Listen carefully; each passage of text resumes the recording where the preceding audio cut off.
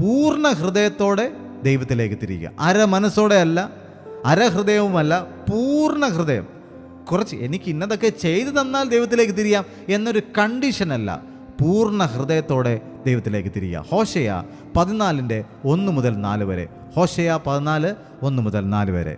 ഇസ്രായേലേ, നിന്റെ ദൈവമായ യഹോവയുടെ അടുക്കലേക്ക് മടങ്ങി ചെല്ലുക. ഇസ്രായേൽ മക്കൾ ഒരുപാട് തെറ്റുകൾ ചെയ്തു. ദൈവം പറഞ്ഞ വഴികളിൽ നടക്കാതെ, ദൈവത്തെ മനസ്സിലാക്കാതെ, സ്വന്തം ഇഷ്ടപ്രകാരം നടന്നു, സ്വന്തം ആലോചന പ്രകാരം നടന്നു, സ്വന്തം കുടുംബങ്ങളുടെ കാര്യം, സ്വന്തം കാര്യങ്ങളൊക്കെ നോക്കി നടന്നു.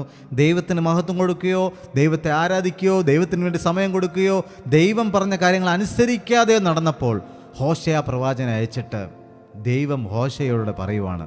ഒന്നുകൂടെ വായിക്കാം. ഇസ്രായേലേ, നിന്റെ ദൈവമായ യഹോവയുടെ അടുക്കലേക്ക് മടങ്ങി ചെല്ലുക. അതെ, ഇന്ന് ദൈവം നമ്മളെ വിളിക്കുവാണ് യഹോവയായ ദൈവത്തിന്റെ അടുക്കലേക്ക് മടങ്ങിച്ചെല്ലാൻ. നിന്റെ ജീവിതത്തിൽ നീ പരാജയം അനുഭവിക്കുവാണെങ്കിൽ ഇന്ന് ദൈവം നിന്നെ വിളിക്കുവാണ്, നിന്റെ ദൈവത്തിന്റെ അടുക്കലേക്ക് നീ മടങ്ങിച്ചെല്ലുക.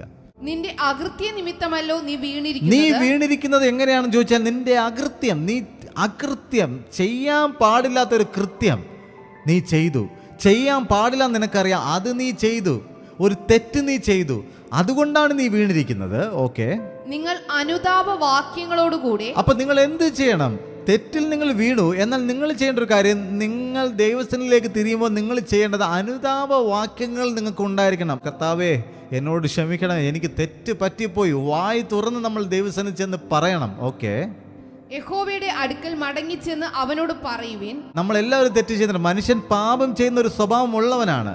അപ്പോൾ തെറ്റ് ചെയ്ത നമ്മൾ ഓരോരുത്തരും ദൈവസ്ഥനിൽ ചെന്നിട്ട് നമ്മൾ പറയേണ്ടത് എന്താണെന്ന് ദൈവം തന്നെ ദൈവത്തിന്റെ പ്രവാചകനോട് പറഞ്ഞിരിക്കുന്നു. എന്ത് പറയണം?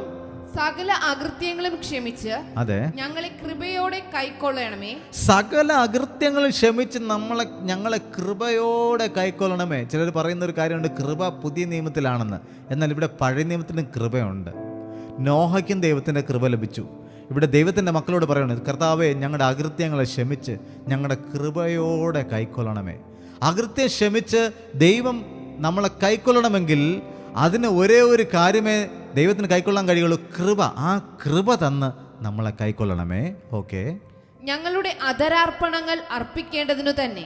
ഞങ്ങളുടെ അധരാർപ്പണങ്ങൾ, ഞങ്ങളുടെ വായി തുറന്ന് അധരാർപ്പണങ്ങൾ, അതായത് സ്തോത്രം എന്നുള്ള യാഗം, ആരാധന എന്നുള്ള യാഗം അർപ്പിക്കേണ്ടതിന് കർത്താവേ, ഞങ്ങളുടെ അകൃത്യങ്ങളെ ക്ഷമിക്കണമേ. ദൈവത്തിൻ്റെ മക്കളോട് ദൈവം തന്നെ പറയുന്നു. അപ്പോൾ നമുക്ക് കൃപ വരും. നമ്മൾ വായി തുറന്ന് നമ്മുടെ തെറ്റുകളെ ഏറ്റുപറയുമ്പോൾ നിന്റെ പാപം എത്ര വലുതായിരുന്നാലും, എത്ര കടും ചുവപ്പായിരുന്നാലും അത് ഹിമം പോലെ വെളുപ്പിക്കുന്ന ഒരു കർത്താവ് നമുക്കുള്ളത് കൊണ്ട് ധൈര്യത്തോടു കൂടെ നമുക്ക് ചെന്ന് പറയാം.